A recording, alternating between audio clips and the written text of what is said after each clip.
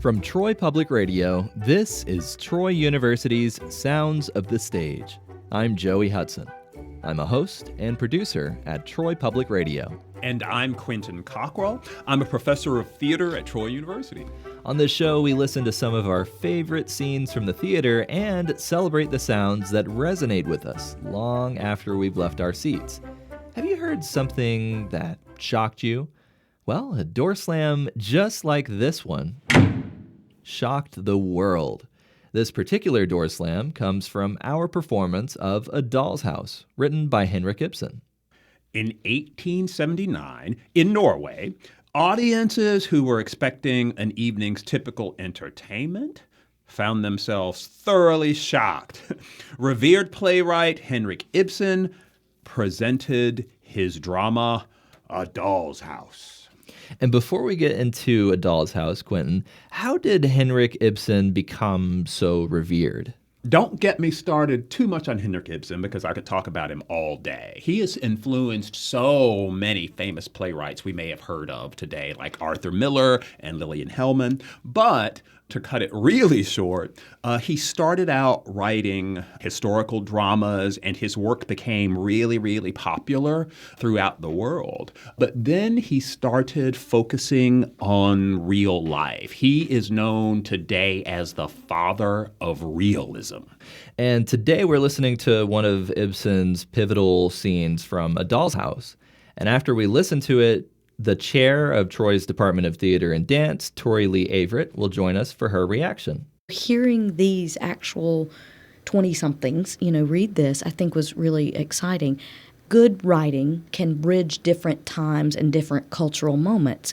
Performing the scene are Troy students Ellen Fox, who plays Nora Helmer, and Colton Suttles, who plays Torvald Helmer. Nora and Torvald are at a major turning point in their marriage. Let's listen.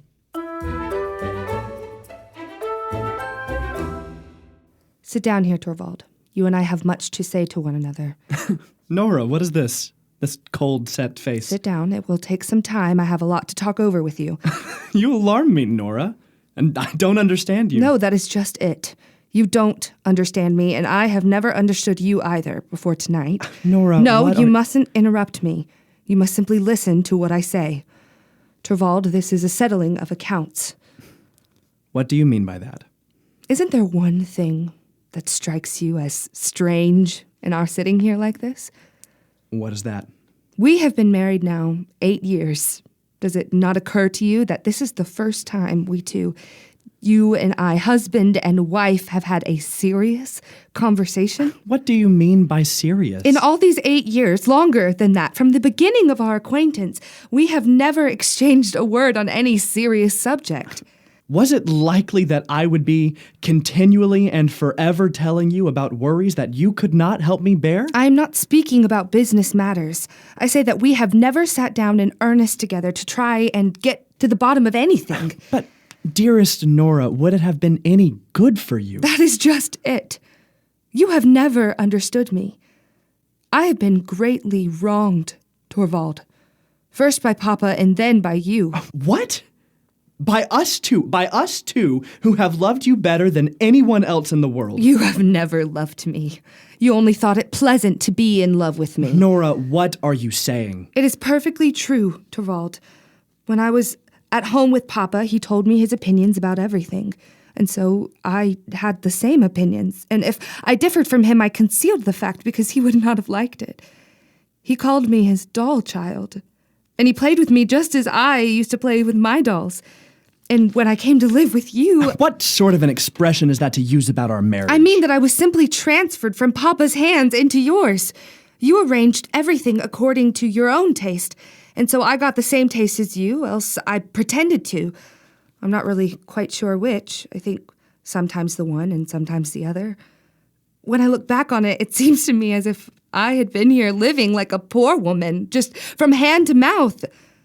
I have existed merely to perform tricks for you, Torvald. But you would have it so. You and Papa have committed a great sin against me. It is your fault that I have made nothing of my life. How unreasonable and how ungrateful you are.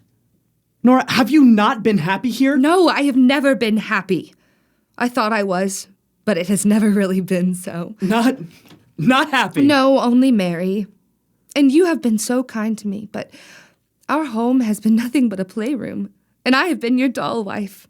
Just as at home I was Papa's doll child, and here the children have been my dolls. I thought it great fun when you played with me, just as they thought it great fun when I played with them. That is what our marriage has been, Torvald. There is some truth in what you say, exaggerated and strained as your view of it is. But for the future it shall be different. Playtime shall be over, and lesson time shall begin. Whose lessons? Mine or the children's? Both yours and the children's, Nora. Alas, Torvald, you are not the man to educate me into being a proper wife for you. And you can say that. And how am I fitted to bring up the children? Nora! Didn't you say so yourself just a little while ago that you dare not trust me to bring them up? In a moment of anger, why do you pay any heed to that? Indeed, you were perfectly right. I am not fit for the task. There is another task I must undertake first. I must try and educate myself. You are not the man to help me in that. I must do that for myself. And that is why I am going to leave you now. What do you say? I must stand quite alone if I am to understand myself and everything about me. It is for that reason that I cannot remain here with you any longer. Nora. I'm going away from Nora. here at once. I am sure Christine will take me in for the night. You are out of your mind. I won't allow it. I forbid you. No, it is no use forbidding me anything any longer. I will take with me what belongs to myself. I will take nothing from you, either now or later. What sort of madness is this? Tomorrow I shall go home. To my old home. It will be easiest for me to find something to do there. You blind, foolish woman. I must try and get some sense, Torvald. To desert your home, your husband, and your children, and you don't consider what people will say. I cannot consider that at all. I only know what is necessary for me. It's shocking. You would neglect your most sacred duties. What do you consider my most sacred duties? Do I need to tell you that? Are they not your duties to your husband and to your children? I have other duties just as sacred. That you have not. What duties could those be? Duties to myself. Before all else, you are a wife and a mother. I don't believe that any longer. I believe that before all else, I am a reasonable human being, just as you are, or at all events that I must try and become one. I know quite well, Torvald, that most people would think you right, and that views of that kind are to be found in books. But I can no longer content myself with what most people say or what is found in books. I must think over things for myself and get to understand them. Can you not understand your place in your own home? Have you not a reliable guide in such matters as this? Have you no religion? I'm afraid, Torvald, I do not exactly know what religion is. What are you saying? I know nothing but what the clergyman said when I went to be confirmed. He told us that religion was this and that and the other. When I am away from all this and am alone, I will look into the matter. I will see if what the clergyman said is true, or, at all events, if it is true for me. You talk like a child. You don't understand the conditions of the world in which you live. No, I don't, but I'm going to try. I'm going to see if I can make out who is right, the world or I. You are ill, Nora. You are delirious, and I almost think you are out of your mind. I have never felt my mind so clear and certain as tonight. And is it with clear and certain mind that you forsake your husband and your children? Yes, it is. Then there is only one possible explanation. What is that? You do not love me anymore. No, that is just it. Nora! And you can say that. It gives me great pain, Torvald, for you have always been so kind to me, but I cannot help it. I do not love you anymore. Is that a clear and certain conviction, too? Yes, absolutely clear and certain. That is the reason why I will not stay here any longer. Torvald, it dawned upon me that for 8 years I have been living here with a strange man and have borne him 3 children. Oh, I cannot bear to think of it. I could tear myself into little bits. I see. An abyss has opened between us. There's no denying it. But Nora, would it not be possible to fill it up? As I am now, I am no wife for you. I have it in me to become a different man. Perhaps if your doll is taken away from you. But to part from you. No, Nora, I can't understand the idea. That makes it all the more certain that it must be done. Nora, not now. Wait until tomorrow. I cannot spend the night in a strange man's room. But we can live here like brother and sister. You know very well that would not last long. Goodbye, Torvald. I won't see the little ones. I know they are in better hands than mine. As I am now, I can be of no use to them.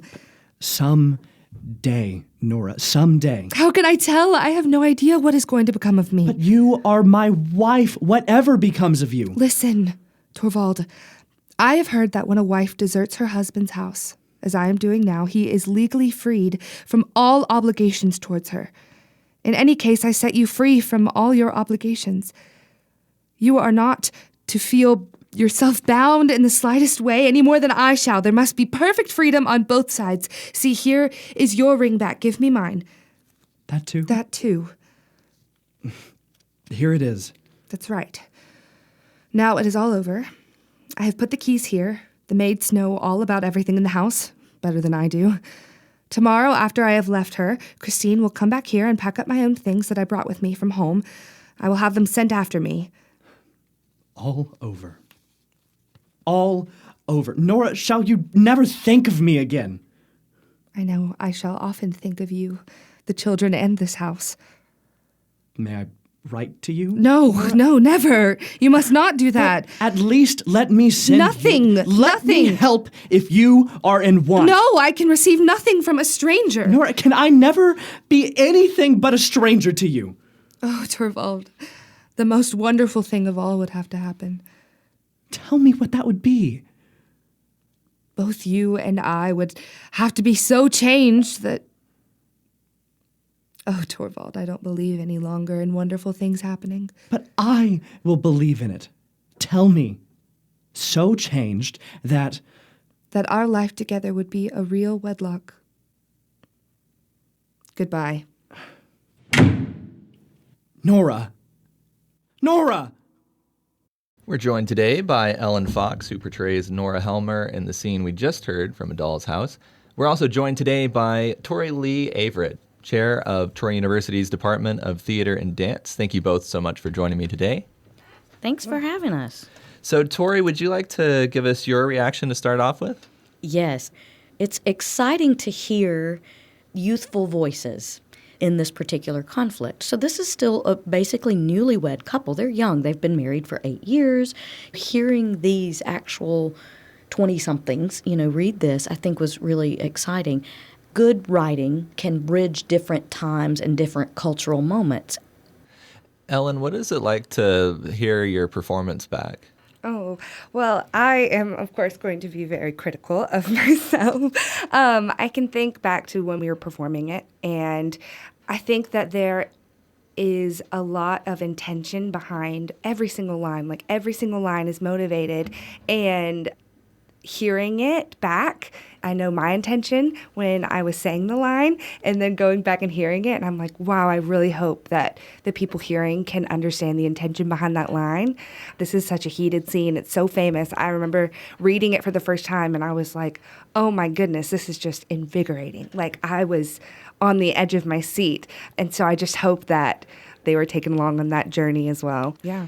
Well, Tori, what do you think audiences, especially modern audiences, can take away from a scene like this?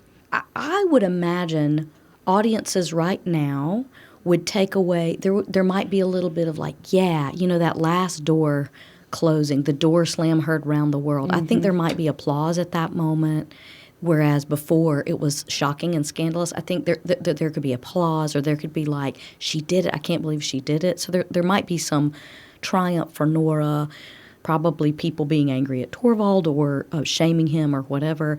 There might be people in these situations that hear these words between these spouses and strangers, as Nora calls them. There might be an echo there for an individual.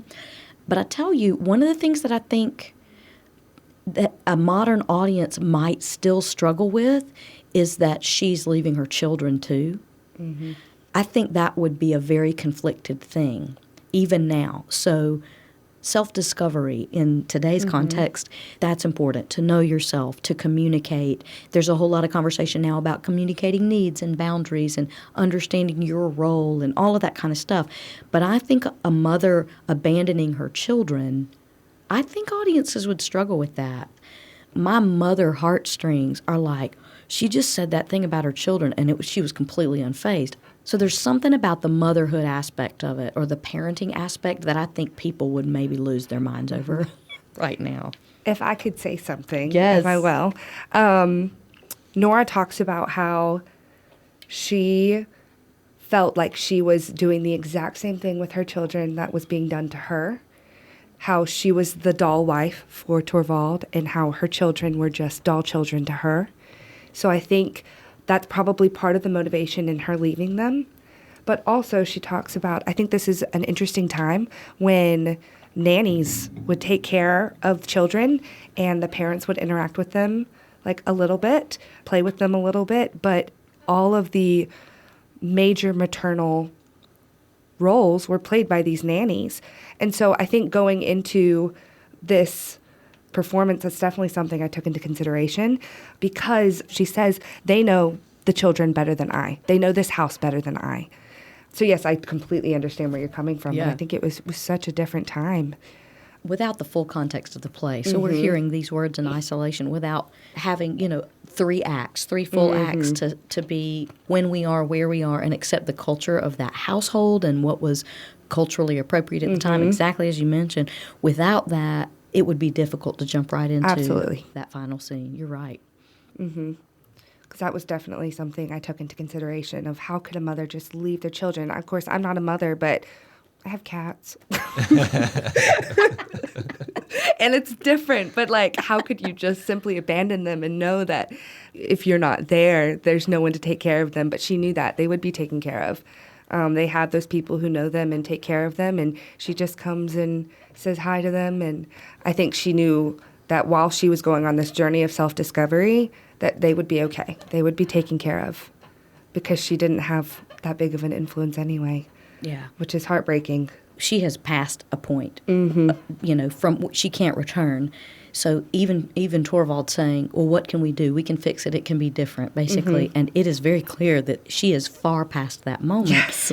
But it's all, like what you just said, this has all kind of been logicked out. That passionate argument of, but what about the children? But what about our marriage? But what will people say? But all of that, she responds very coolly to all of this. So I think that you bring up a good point and make me consider that maybe the struggling with these decisions, she's already had those somewhere else, and has come to him with this decision. I'm interested, is there anything that either of you might have to say about working in this medium of just sound only? I can definitely speak on this. I think when I was beginning to act, when I would read a script, there was a certain way that the lines sounded in my head. And it took a lot of time and a lot of instruction. I had one teacher literally look at me and say, it doesn't matter how it sounds, it matters the intention behind it. And that was a really hard thing to teach myself. You would rather it sound truthful and motivated than what your brain says it's supposed to sound like. And I think that's a harder challenge when you're just listening to it. Like I said before, I know my intention when I'm saying this line, and I'm just hoping that audiences who listen to this can also understand where that's coming from. So I think it's a completely different battle, and I would love to explore it more going forward, because I think just as a beginning actor is learning how to act on stage, a voice recording, audio recording is completely different.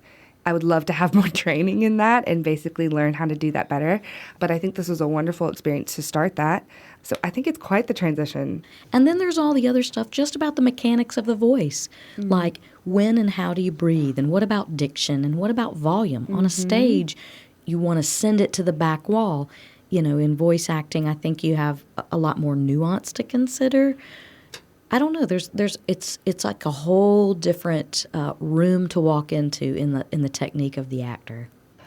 Well, thank you both again for joining us today. I really appreciate it. Yeah, absolutely. It's been fun. Thanks, yeah. Thank you for having us.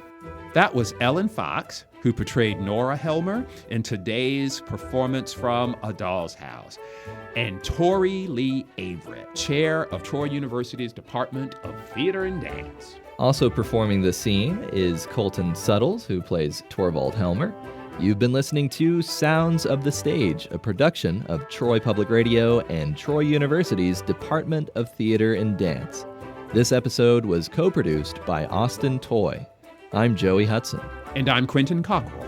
Thank you for listening, and join us again next time. We'll save you a seat.